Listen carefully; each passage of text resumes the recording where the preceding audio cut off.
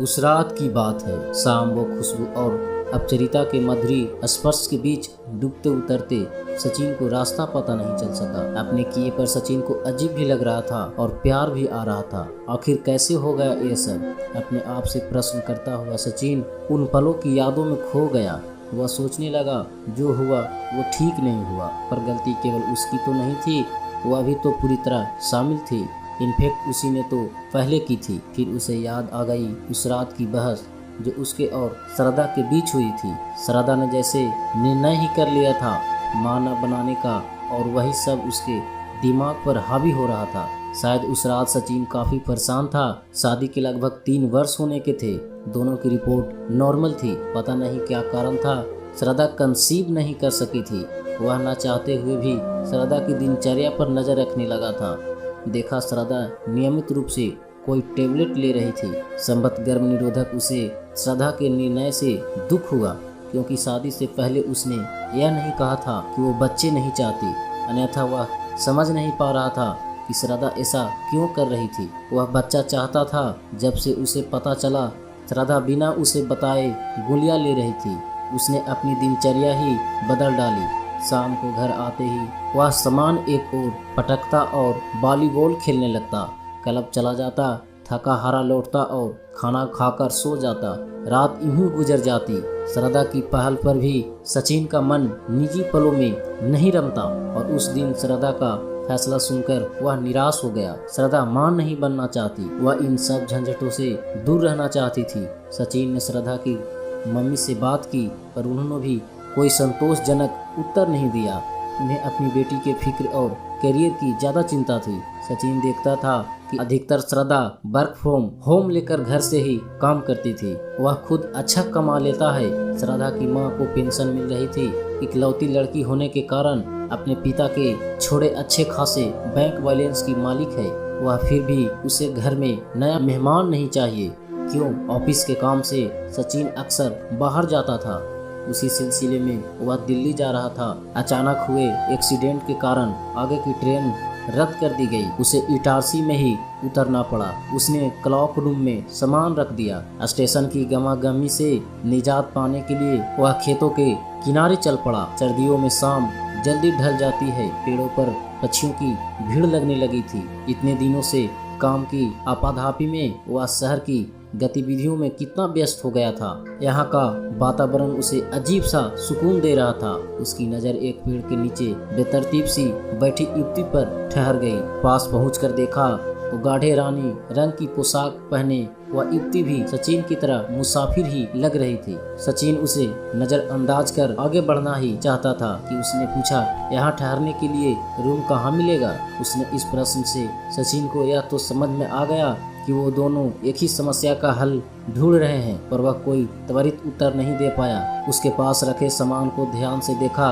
एक अटैची, एक बैग था। उसे चुप देखकर उसने फिर कुछ कहना चाहा। तभी सचिन ने कहा, मैं भी रूम ही खोज रहा हूँ। इतना सुनते ही वह उलझकर खड़ी हो गई, जैसे उसे कुबेर का खजाना मिल गया हो।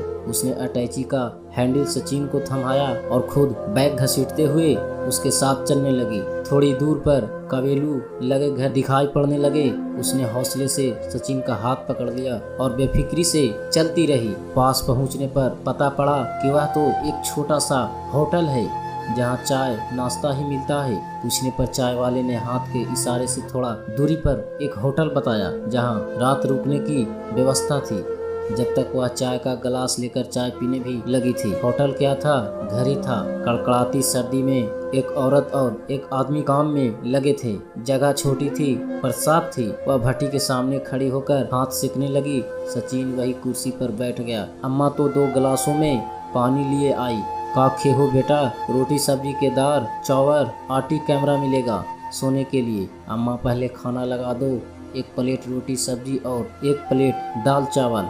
हाथ के इशारे से सचिन ने उसे रोका। स्टील की 2 थालियों में खाना खाया गया। खाना गर्म और स्वादिष्ट था। खाना खाकर वे कमरे में आ गए। बेडरूम के नाम पर केवल बेड थे और रूम था। बाहर की तरफ बाथरूम था, जहाँ केवल नहाया जा सकता था, उसमें भी दरवाजे की जगह पर्दा लगा था। टॉयलेट का पूछने पर अम्मा ने दूर बने शौचालय की तरह उंगलियां दिखाई। धूप अंधेरे में उसका पीला दरवाजा ही दिखाई दे रहा था। सचिन ने उसे टॉयलेट जाने का इशारा किया। जब वह कैमरे में लौटा तो देखा वह नाइट सूट पहनने पलंग पर लेटी थी। जसीवन की भिन्नी भिन्नी खुशबू पूरे कैमरे में फैली थी। दूसरी ओर पड़े खाली पलंग पर वह भी लेट गया। सचिन सोचने लगा, कौन है या क्या है? क्या यह मुझे जानती है?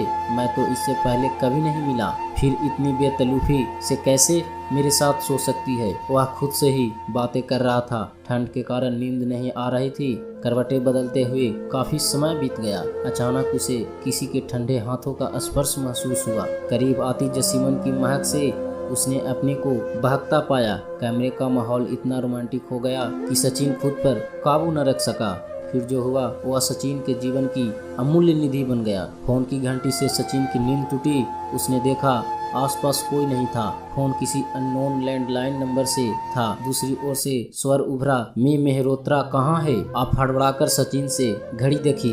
सुबह के 8 बज रहे थे। सर, मैं वो एक्सीडेंट, मेरी ट्रेन कैंपल की। Mehrotra, are you okay? जी सर, जल्द से जल्द आने की कोशिश कर रहा हूँ। यह करते हुए सचिन ने खुद को संभाला। इधर उधर देखा, कोई भी नहीं था। शायद वह जा चुकी थी। उसने मेन रोड पर आकर टैक्सी ले ली। रास्ते भर वह उस रात के हसीन पलों का जोड़ घटाना करता रहा। थोड़ा अच्छा, थोड़ा खराब, पर वह अजीब सी शांति महसूस करा रहा था। उस रात के उन हसीन पलों को किससे शेयर करें? सचिन के पास कोई अतरंग मित्र नहीं था और बताने पर शायद कोई उसकी इन बातों पर विश्वास भी नहीं करता, और श्रद्धा को बताने का तो सवाल ही नहीं उठता था। पर जब भी वह अकेला होता, उन खूबसूरत लम्हों का साया उसके साथ होता और वह खो जाया करता था उन हसीन पलों की यादों में। लगभग 4 माह बीत गए। सब कुछ ठीक ठाक चल रहा था। वहीं ऑफिस, वहीं घर, वहीं मीटिंग, सब कुछ टाइप सा हो गया था। पर आज तो उसका काम में मन ही नहीं लग रहा था। न तो सचिन के पास उसका नंबर था और न ही कोई जानकारी। एक बार स्टेशन से पता करने की कोशिश भी की, पर कुछ हाथ नहीं लगा। एक दिन ऑफिस में प्रवेश करते ही जसीमन की जानी पहचानी खुशबू ने सचिन का स्वागत किया। सचिन ने उसे अंदर आने का इशारा किया। उसने बिना औपचारिक बातचीत के बताया कि वह प्रेग्नेंट है। सचिन ने घर जाने के बहाने हाफ डे लिया और उसे साथ लेकर ऑफिस से निकल पड़ा। दोनों एक रेस्तरां में बैठे। उसने बताया कि वह अविवाहित है और अब उसके लिए घर से बाहर निकलना मुश्किल हो गया है। वह जहां काम करती है वहां इस बात का खुलासा नहीं किया जा सकता। उसे नौकरी छोड़नी होगी। पहली बार सचिन को अपने निर्णय पर दुख हो रहा था। उस दिन का बहकना सही नहीं था, जैसे उसके लिए मुसीबतों का पहाड़ खड़ा कर दिया था। पर कहीं यह मुझे धोखा तो नहीं दे रही है? नहीं नहीं, यदि ऐसा होता तो मुझसे पैसों की मांग करती। वह तो सचिन को परेशान भी नहीं करना चाहती थी। हाँ, बच्चे को जरूर जन्म देना चाहती थी, केवल इसलिए कि उसके भीतर का महत्व जाग गया था। आज सचिन को 7 जन्मों के रिश्तों पर एक विश्वास सा होने लगा। यह संजोग नहीं तो और क्या था कि एक एक्सीडेंट के बहाने वह मिली। उसने सचिन को आंखों में न जाने वह सब कैसे पढ़ लिया जो शायद आज तक श्रद्धा नहीं पढ़ पाई। सचिन को बच्चे की बेहतर चाह थी। शायद यह सब इसलिए हुआ। वह इस तरह सामने आए, अपने बच्चे को गंवाना नहीं चाहता था। बातों बातों में उसने यह भी बताया कि वह सुबह जाते जाते उसने सचिन की जेब से उसका विजिटिंग कार्ड निकाल लिया था, इसी से उस तक पहुंच सकी। बहुत सोच विचार के बाद सचिन ने छुट्टी के लिए अर्जी दे दी। वह जैसी भी थी, जो भी सोचकर उसने सचिन से संबंध बनाए, पर उसने सचिन को न तो कभी असमय फोन किया और न अन्य किसी भी प्रकार का आग्रह। पता नहीं कैसे उसने इन कठिन परिस्थितियों में समय काटा होगा। एक बार उसे दूसरे शहर में घर दिलाने के बाद सचिन फिर दोबारा जा भी नहीं पाया। उसके पास कई बार मन बनाया, लेकिन श्रद्धा के गिरते स्वास्थ्य और दूसरी परेशानियों से जा ना पाया। पर फोन से खबर लेता रहता और खर्चे पानी की व्यवस्था भी समय पर करता। पर सबका समय निकट आ गया। एक सप्ताह के लिए ऑफिस के काम से बाहर जाने का कहकर सचिन निकल लिया। श्रद्धा इन सब बातों से अनभिज्ञ अपने जॉब में मगन थी। एक प्राइवेट नर्सिंग होम में उसने एक स्वस्थ और सुंदर बच्ची को जन्म दिया। वह बहुत खुश थी बच्ची को पाकर। सचिन को विश्वास नहीं हो रहा था वह उसकी अपनी बेटी है। हफ्ते भर बाद उसकी देखभाल की सारी व्यवस्था कर जब वह लौटा तो मन में सुकून था, क्योंकि उसे वह इस बात के लिए मनाया था कि उसकी बच्ची की परवरिश यदि वह और श्रद्धा करेंगे तो न सिर्फ बच्ची को आगे जाकर आसानी होगी बल्कि वह खुद वापस नौकरी कर सकेगी। और अच्छी बात यह थी कि वह इस शर्त पर कि सचिन उसे कभी कभी उससे जरूर मिलाएगा। इसके लिए मान भी गई थी। अपनी बेटी को घर लाया एक नई समस्या थी। सचिन कोई बहाना तलाश कर रहा था। उसने श्रद्धा से बच्चा गोद लेने की बात की। वह तैयार नहीं हुई, पर जब सचिन ने उसे समझाया कि हम आया रख लेंगे उसकी परवरिश के लिए तो वह राजी हो गई। पर श्रद्धा ने शर्त रखी कि वे बेटी ही गोद लेंगे और उसकी देखभाल सचिन खुद करेगा। इससे सचिन की मुश्किलें आसान हो गई। सचिन ने मनु को गोद लेने की प्रक्रिया आरंभ कर दी। जल्द ही मनु घर आ गई। श्रद्धा कुछ दिनों तक मनु से दूर दूर रही, फिर अपने आप सचिन का साथ देने लगी। धीरे धीरे श्रद्धा मनु का बहुत ध्यान रखने लगी। सचिन कभी कभी आशंकित हो जाता कि वह घर आकर श्रद्धा को सब कुछ बता न दे। हालांकि जब भी वह मनु को उससे मिलाने ले जाता वह ऐसा कुछ नहीं कहती थी।